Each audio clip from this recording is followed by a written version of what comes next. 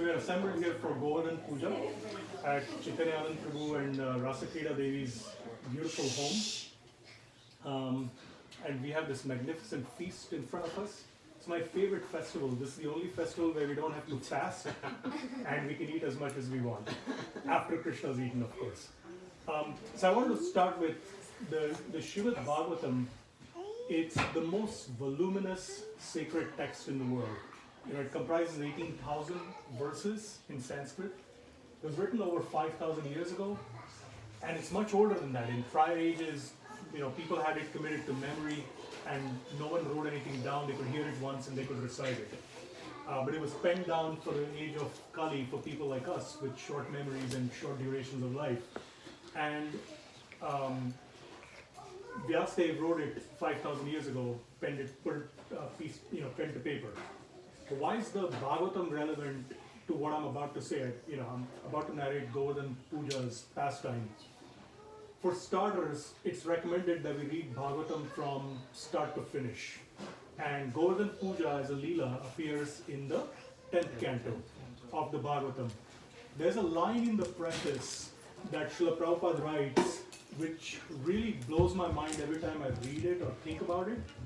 He says that if you simply read this book in small installments systematically, by the time you get to the 9th canto, you will have become a God-realized soul. Isn't that mind-blowing?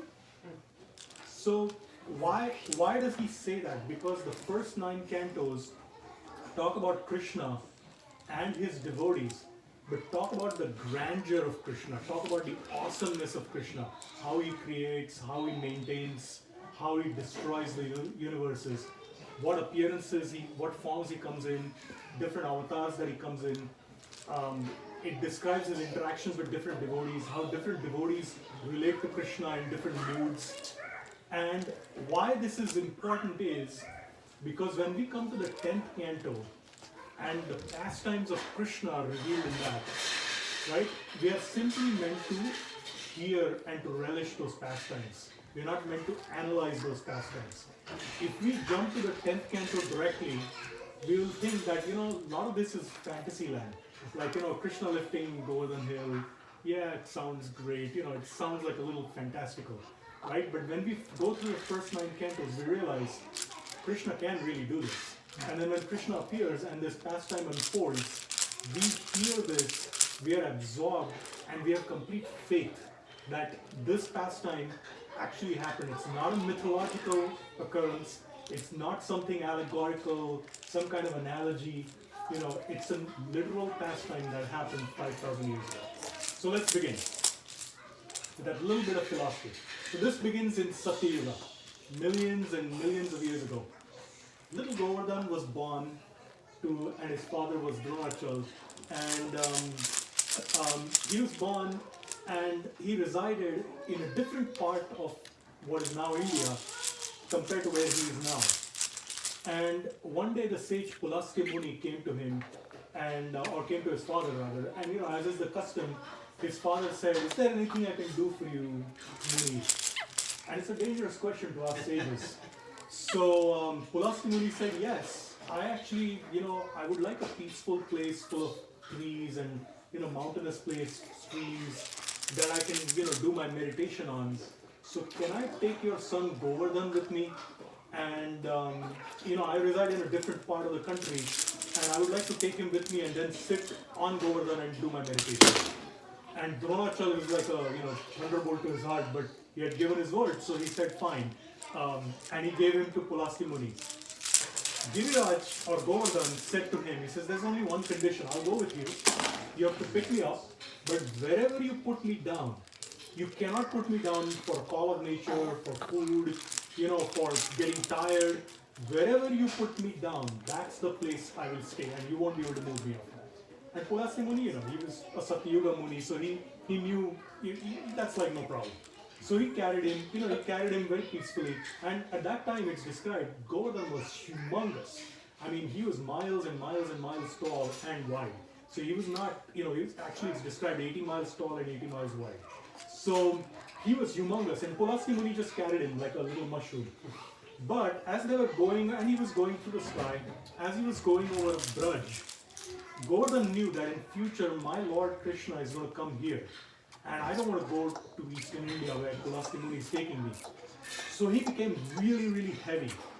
And Pulasti Muni suddenly couldn't bear him anymore. And Pulasti Muni simultaneously, this is Krishna's mystical power working, Pulasti Muni suddenly, after all these days and weeks, had to go attend to a call of nature.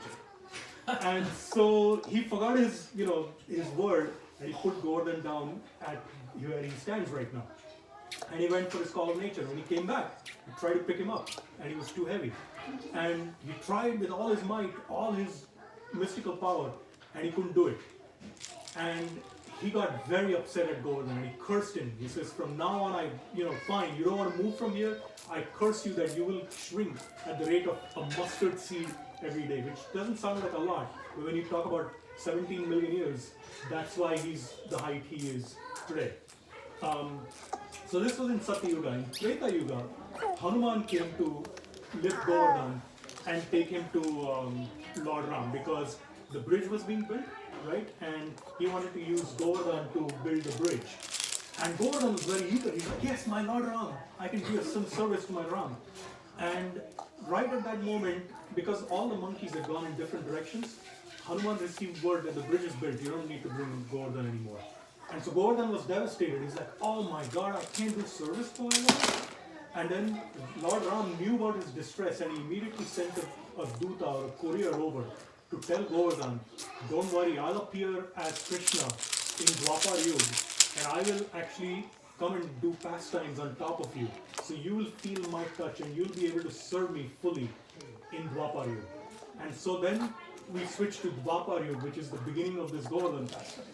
Right? I'm really flipping through like multiple pages and multiple pastimes. Going to like 300 million years in like 5 minutes. That's right. So, we all know the pastime. I initially prepared this talk thinking there were going to be some neighbors who might not know, and they might think it's odd that we worship a mountain, some being lifts a mountain on top, right? That's wonderful. She's hearing pastime, she's so happy. You sound like a Neil guy, like a blue deer, right? On Govardhan? She sounds like that. Because she's listening. So after the ritualistic ceremonies, the Vedic Brahman pastime happened, and the wives of the Brahmanas came to satisfy Krishna and gave him all the food. Krishna saw that his parents and the other cowherd boys and women were actually, or cowherd men and women, were actually preparing a giant, set of foodstuffs and sacrifice. And so he knew what it was for. He had seen it in previous years. He was 7 years old at that time. And he asked his father innocently what this is for. And Nanda Maharaj at first was silent because he's like, what is my boy going to understand why we're doing this sacrifice? But when he was pressed, Krishna actually asked him an important question. He said, is this some pastime or is this some custom from Vedic times, or is this something that's actually described in the Vedas? And so Nanda Maharaj said, well, it's been handed down through centuries in our tradition, in our lineage. So it's become like a Vedic custom. And we're worshipping Indra because he provides us the rains, and we're cowherd men, and we're farmers, so we need the rains. And Krishna appeared, it's described, he appears to annihilate the demons and protect his devotees, inspire his devotees, right? And to give joy to his devotees. And he wanted to firmly establish that we should only worship Krishna. His devotees should not do any karma kanda activities. Like worship Indra and you'll get rains, right? So this little boy started spouting a lot of philosophy. First he talked about how the demigods can only give some benediction. Maybe you take her to the back right now?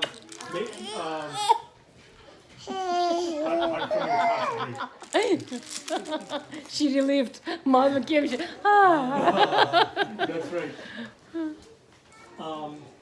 So first Krishna says that you don't need to worship the demigods because the demigods can only give you benedictions if Krishna, or not Krishna, if the Supreme Lord approves it. And then he switched into the atheistic karma mimamsa philosophy. And even if there is a Supreme Lord, why should we worship any demigod or any god, right? Unless the living entities do their duties, they can't give any benediction, so you can't just sit back and it'll happen. So they are powerless, right? And so you don't need to worship this Indra and whatever. Look at Govardhan though. He provides us the grasses, he provides us the water, he provides us so many things, shade, when it's really hot. And so we should worship this Govardhan. And so Indra at first, Nanda Maharaj at first said, yeah, we'll do that. We'll prepare a little sacrifice, like you do for your little kids, right? We'll prepare a little sacrifice here, but let's have this for Indra. And Krishna said, no, let's use this food stuff and worship Govardhan. And so all the foodstuffs that were prepared were offered to Giriraj. And now everyone is wondering, and it's described, the descriptions in Krishna book as well as Gopal Champu are pretty elaborate about how this Govardhan Puja was done. And so all the foodstuffs were placed on different peaks in Govardhan. Everyone was being, all the villages came together to worship. And suddenly, and then everyone is wondering, it's described in Gopal Champu actually, everyone's wondering, how is this mountain going to accept all these offerings? And suddenly a gigantic form manifested. It was actually Krishna, but he manifested as a giant mountain form, but the villagers could see him. And he manifested and he appeared to take all their offerings.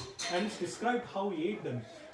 All of them, they were sucked in like a vacuum cleaner. Now Gopal Champu doesn't say vacuum cleaner, I paraphrased it.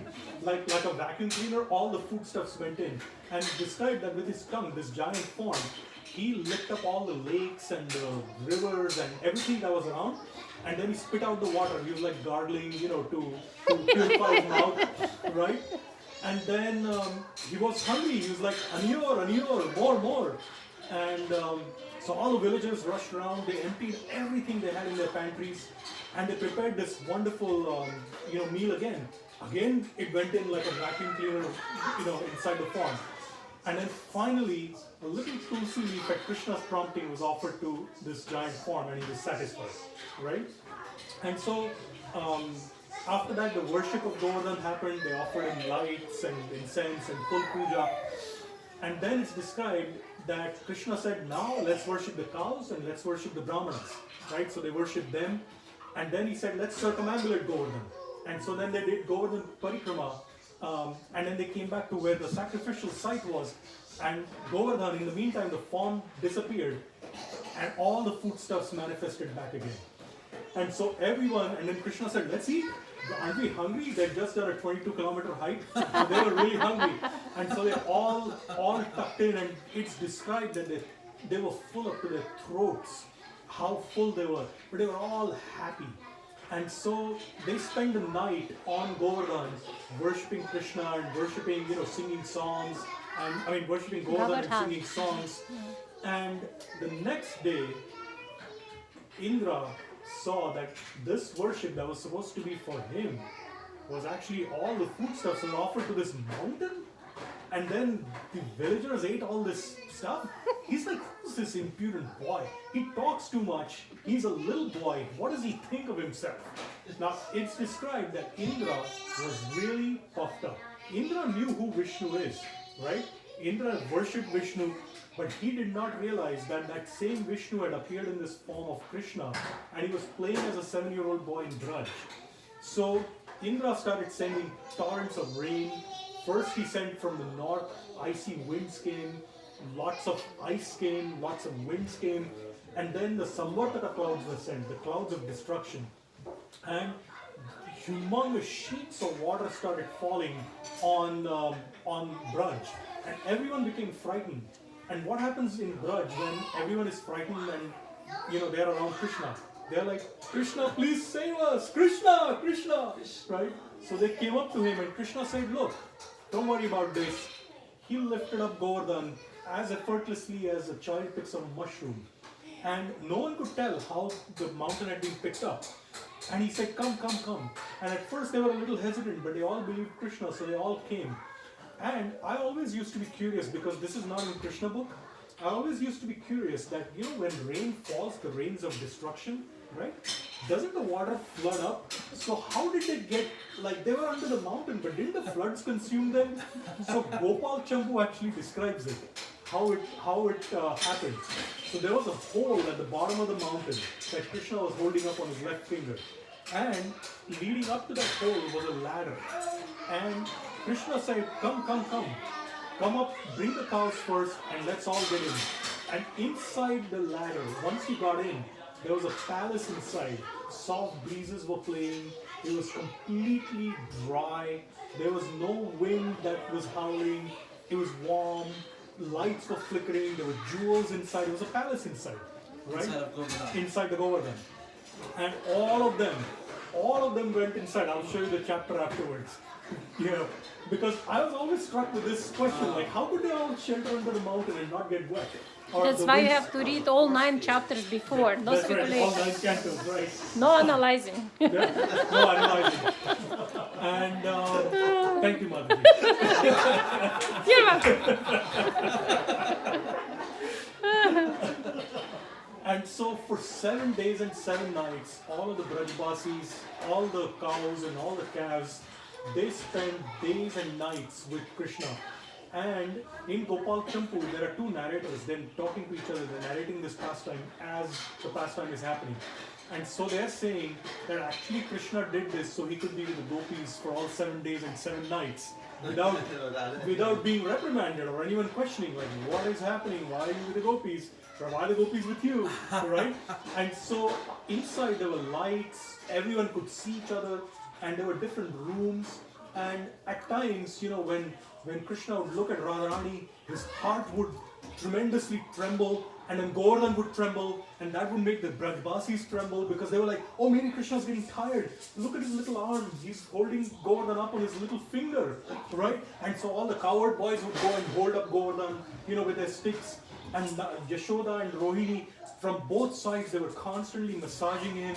They were feeding him, different kinds of juices, different kinds of sweets. Because, oh, poor Krishna, you must be getting so tired with all this. And Krishna, out of his sidelong glances, was exchanging love notes with the gopis, talking to Radharani, and, all the gopis in front of everyone, but, in a very confidential manner.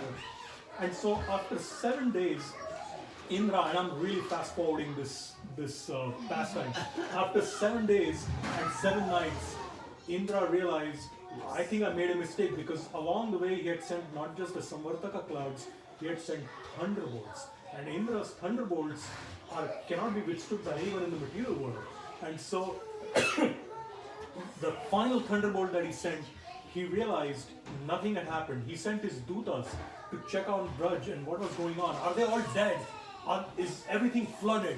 And they all came back and said, no, they're frolicking inside Govardhan. Right? And so Indra was like, I think I've majorly screwed up. So after 7 days, the rain stopped, the wind stopped. Krishna came down from the ladder and he invited them all to come out and to go back to their homes. And everyone went home. The next day, they were all talking about Krishna because, and there's a beautiful chapter in Krishna book called Wonderful Krishna. Yeah? And so they were talking about Krishna and all his pastimes leading up to Govardhan Puja. And then the 9th day, Indra couldn't sleep. He was up in the heavenly planets. He couldn't sleep.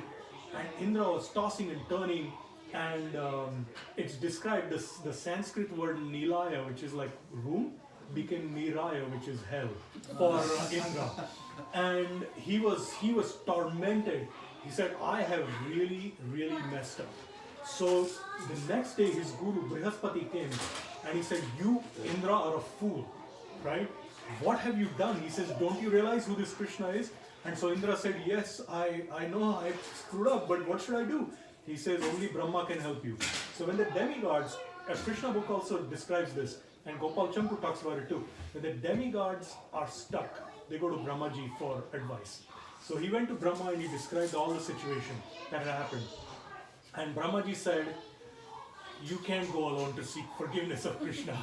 You gotta go with someone who is really, really, close to Krishna, who Krishna is very fond of. He says, go to Surabhi. And if you go with Surabhi, Krishna will at least admit you into his presence. So he took Surabhi with him and he went to Braj. And Krishna, he saw Surabhi and Indra coming from a distance, and he sent away all his friends. So Krishna is so considerate. He knew that Indra, the king of the heavenly planets, is going to rub his nose in the dirt in front of me. He didn't want to humiliate Indra further. Indra was already smashed, right? So he sent away all his friends on different errands, so that no one was there except Krishna when Indra came. And so then Surabhi and Indra stood at a distance, and Krishna said, "Come, come."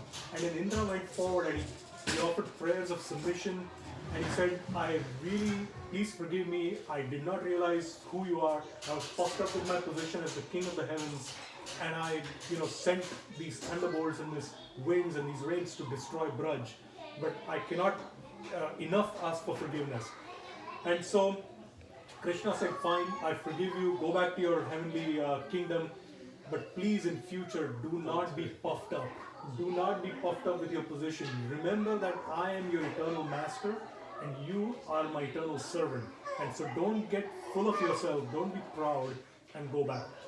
And then Surabhi came forward and she wanted to worship Krishna, and she offered her prayers on behalf of all the cows. She said, "Can you please accept an abhishek?" And then there was a beautiful abhishek that happened with Surabhi and all her cows, the milk of that bathing Krishna.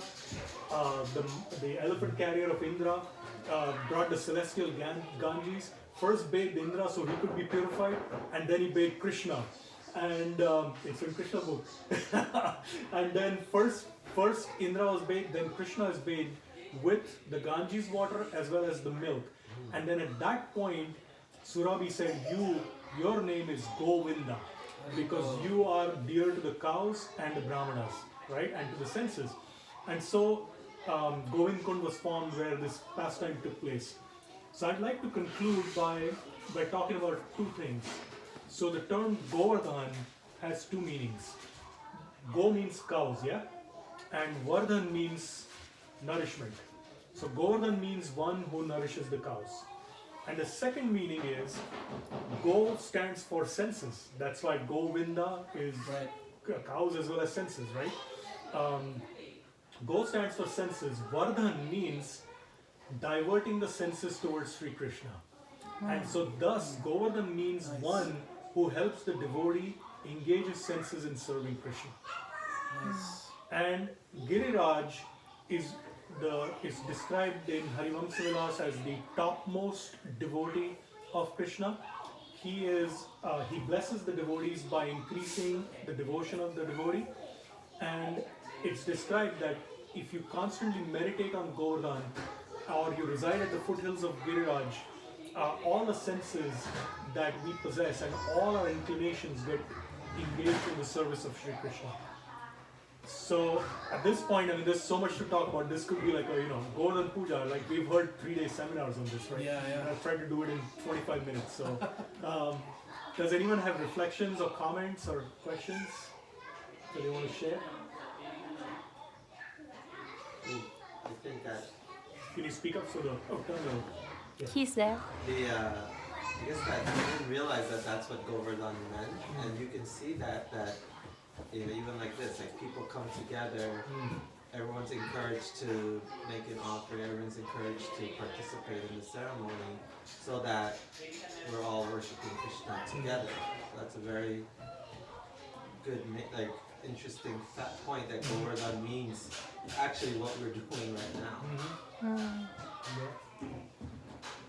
This is just a technical question, but when you were talking about in Satyuj, was he in like a body form, or was he also a Mountain.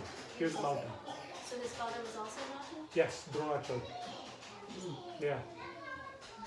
So, yes, one of the things, this is in my earliest days of knowing Radhanath Swami. I'd said something to Maharaj about, I'm trying to really work on, the anarthas I have, but I still lust after cars. And I told him this, and Maharaj instantly became very grave. And he said, in the spiritual kingdom, in the spiritual world, everything is conscious. So even if you lust after cars, that lust will keep you here. And so you should really attempt to purify all your senses and not lust after anything or anyone, any of the objects. And the reason I said this is because, obviously Giriraj is a very transcendental mountain, but in the spiritual world, even the stones, the grass, the trees, they're all conscious and they're all actively thinking like, how will I serve Gopal? How will I serve Govinda? When he comes, or today maybe Krishna will step on me, or today maybe my flower will be offered to Krishna to put in his ear or around his neck, in the garland. So every object is animate and it's conscious. Even though it may be in the shape of a stone or a tree or a bridge or anything else. I thought we were bringing back Actually, the story also gives you great faith. The story of Govardhan gives you great faith. Just with the kids, they see the cartoons every day, but it gives you so much faith that even if Indra, the king of the demigods, wants to destroy you, Krishna, you take shelter of Krishna, nobody can touch you. It gives you that much faith that, you know what, the world may be against you, but if Krishna is with you, nobody can touch. It just gives you that faith, कि मेरा बाप बड़ा है. My father can beat up your father. That's right. In Krishna's case, that's literally true. It gives so much faith at the end of the day, just if you are in trouble, just cry out to Krishna. Whatever happens, Krishna will not die. This pastime of Govardhan is so far out, picking up a mountain and everything that happens with it. And there are so many things because Krishna, when he does something, he accomplishes many objectives with one action, right? But, it again reinforces the Achintya Shakti of Krishna, right? You cannot fit Krishna into a box. The moment you think, I really know Krishna or I understand Krishna, he comes up with something that blows your mind. And Govardhan is like a prime example of that story, of that Shakti. Our host, Chaitanyananda, please say a few words about Giriraj or anything. You celebrate every year, so you must know the secret. Actually, show the beautiful foodstuffs, yeah. I can say this, when we think about Krishna, when we're cooking, think about pleasing the devotees, then it just makes your enthusiasm to endeavor to make these festivals so much more nicer. So that's the goal of these festivals, not to show off how many preps were made or how much we did, but actually to please the devotees and please Krishna.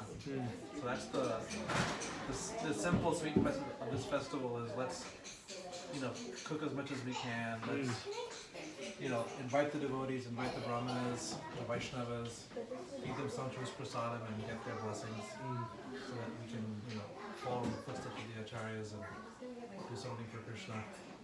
And also it says in the Krishna book that if you don't observe this festival, then the snakes of Govardhan will go after you. Wow. I'm kind of afraid of snakes, so That's a good reason. that's a very important reason why we observe this festival. It's very dear to Krishna because he gives a punishment if you don't observe it, so it's very dear to him. And you've been doing this for years now, right?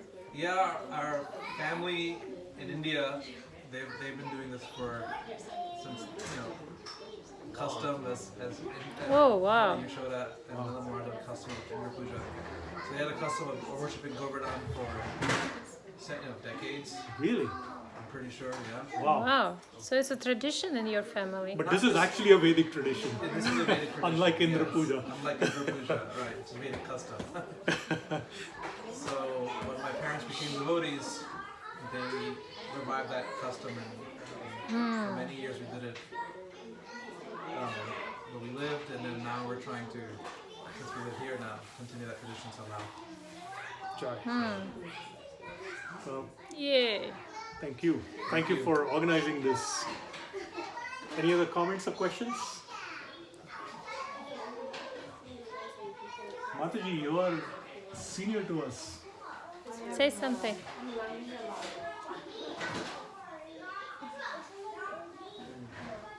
The only thing I would say, Giriraj is also called Haridas Bharat.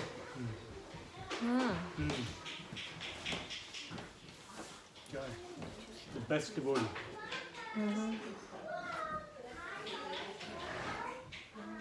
Favorite Prabhu? You have something. You're the Shastra Heidi. of the group. Heidi. Let's do it. I appreciated how you bringing us more nectar from Gopal Champo enhances the flavor of what Prabhupada has given us. Yeah. Jiva Goswami's works are so monumental that actually most of them are not even translated.